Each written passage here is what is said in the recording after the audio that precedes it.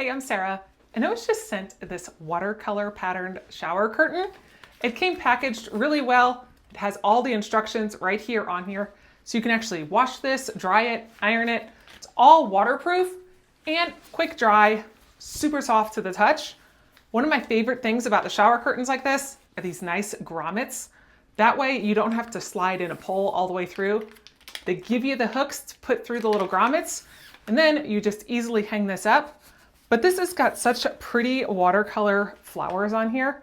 So I'm gonna go ahead and hang it up. It is a 72 by 72, so it'll fit right across my shower here. So to put this on, it's got this nice little C shape in here. So it's got the little hole. All you've got to do is just put it through the hole, line it up, and then it opens up and goes over the top of your shower curtain.